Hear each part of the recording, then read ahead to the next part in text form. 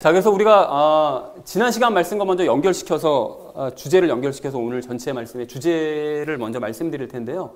지난주 말씀이 이거였었죠. 형제의 믿음을 위해서 스스로의 자유를 우리가 제한하자. 연약한 형제를 위해서 스스로의 자유를 제한해서 하나님과 사람들에게 인정받는 그리스도인이 되자. 그런 삶을 살아가자라는 것이 지난주 주제였다면 이제 오늘 주제는 전체 14장을 총 정리를 하면서 이렇게 마무리를 하고 있습니다. 믿음이 좋은 사람은 형제를 배려하면서 행복한 삶을 살아가고, 그리고 믿음이 적은 사람은 죄를 지을 수 있다는 사실을 늘 조심하면서 믿음을 더욱 키워가자라는 것이 이제 오늘 본문의 그 주제가 되겠습니다. 그리고 전체 14장을 정리하는 내용이 되겠습니다. 그래서 이것이 무슨 소리인지 이제 각 절 말씀을 이제 한 절씩 살펴보려고 하는데요. 우리가 먼저 이제 19절 말씀을 우리 한 절씩 같이 읽도록 하겠습니다. 우리 함께 읽겠습니다.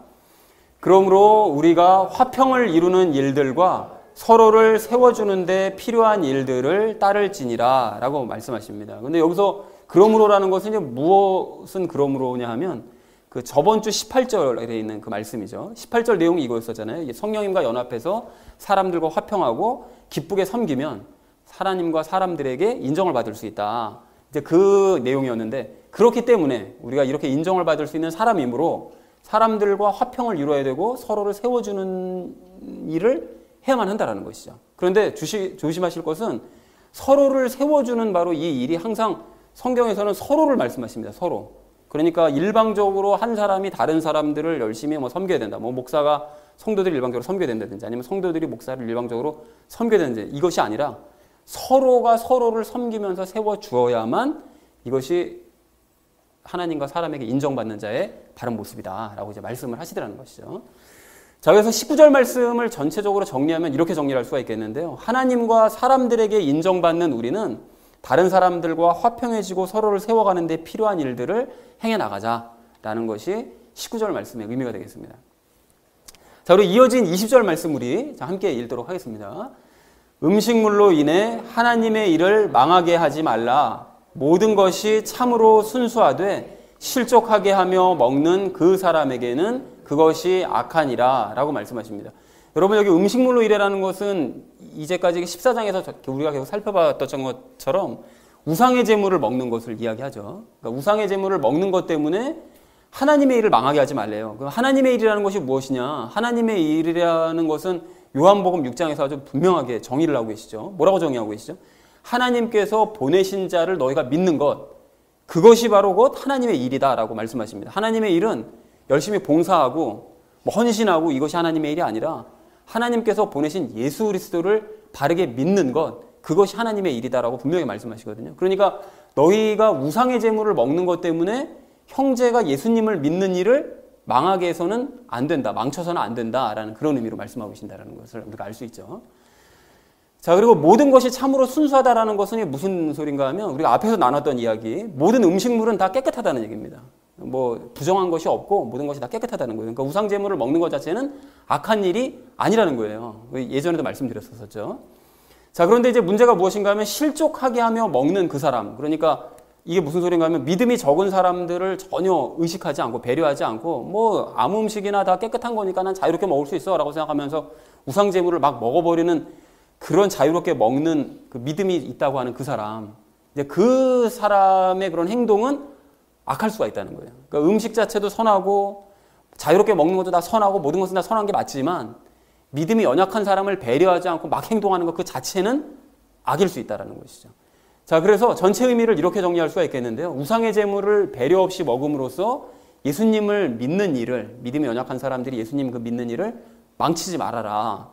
모든 음식은 깨끗하지만 그것 때문에 다른 사람이 실족하게 되면 그런 행위는 악한 일이 될 수도 있다라고 정리를 할 수가 있겠습니다.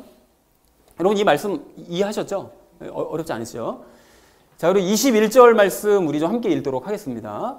고기도 먹지 아니하고 포도즙도 마시지 아니하며 내 형제를 걸려 넘어지게 하거나 실족하게 하거나 약하게 하는 그 어떤 것도 하지 아니하는 것이 선하니라 라고 말씀하십니다. 그런데 여기 고기도 먹지 아니하고 포도즙도 마시지 않는다는 것은 먼저 번에 바울이 얘기했었잖아요. 나는 형제들이 혹시 실족할 것 같으면 고린도전서에서 나는 고기를 아예 그냥 먹지 않겠다. 라고 얘기했던 바로 그 이야기입니다. 그러니까 우상의 제물인지 아닌지조차 만약에 형제가 실족할 것 같다면 우상의 제물이 아닌 것만 그럼 내가 찾아서 먹어야지 이렇게 할 것도 아니고 아예 그냥 우상의 제물이든지 아니든지 따지지 않고 고기 자체를 아예 그냥 먹지 않고 그 포도즙도 마찬가지인데요. 포도즙 같은 경우도 우상에게 바쳤던 그런 포도즙이 있었거든요. 그러면은 그런 포도즙이 우상에게 바쳤던 포도즙인지 아닌지 그걸 뭐 가려가면서 뭐 이건 아니니까 뭐 내가 마셔도 되고 저거는 뭐 바쳤던 거니까 먹으면 안 되고 이렇게 할 것이 아니라 아예 믿음이 없는 사람들을 위해서 그 자체도 그냥 마시지 말아버리는 것이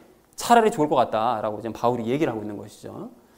자, 그래서 전체 의미를 이렇게 정리할 수가 있겠습니다. 믿음이 적은 형제가 넘어지거나 실족하거나 믿음이 더 약해질 것 같으면 그렇게 되지 않도록 차라리 아예 고기나 포도즙을 먹지 않는 것이 우리 그리스도인으로서 선한 일이 된다라고 얘기하는 것이죠. 그러니까 이렇게 철저할 정도로 좀 심하다 싶을 정도로 그 믿음이 연약한 형제들을 그러니까 배려를 해야 된다라는 것을 얘기를 하고 있는 것이죠.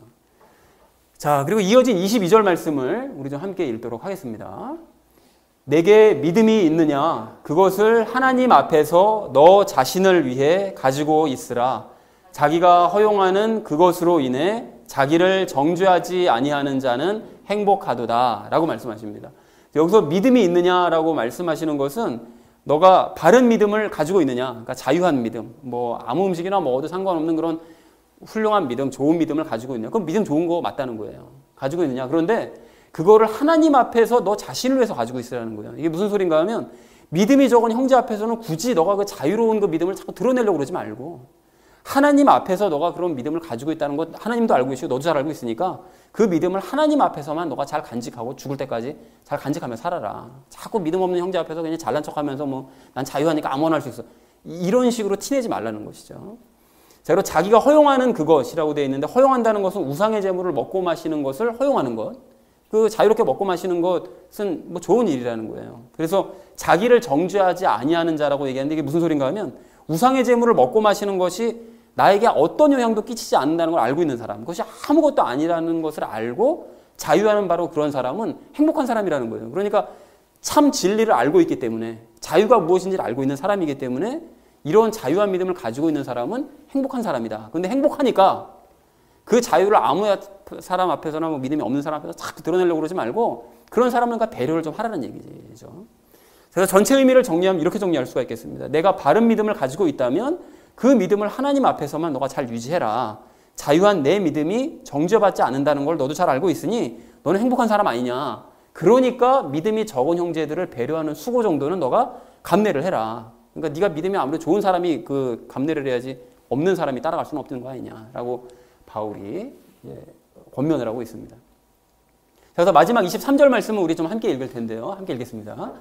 의심하고 먹는 자는 정죄를 받나니 이는 그가 믿음을 따라 먹지 아니하기 때문이라. 무엇이든지 믿음에서 나지 아니하는 것은 죄니라 라고 말씀하시는데요.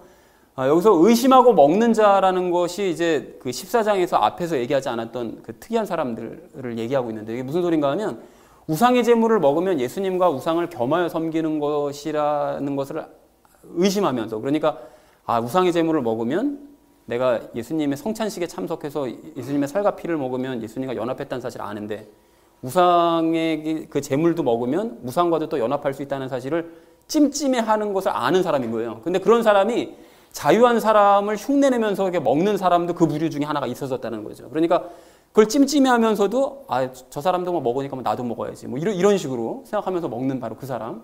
근데 그런 사람은 정죄를 받는다는 거예요. 죄가 있다는 거예요. 그래서 여기서 얘기하는 그 정죄를 받는다는 것은 그 구원과 관련된 정죄는 아닙니다. 과거 우리가 로마서 13장 2절 말씀에서도 왜 선한 권력에게 복종하지 아니하는 사람은 정죄를 받는다고 말씀을 드렸는데 그때도 그 정죄가 구원과 관련된 정죄가 아니라 그거에 해당되는 이제 벌칙을 받는다라고 말씀을 드렸었잖아요. 이제 그것처럼 마찬가지로 이제 죄가 있다라는 그런 의미라는 것이죠.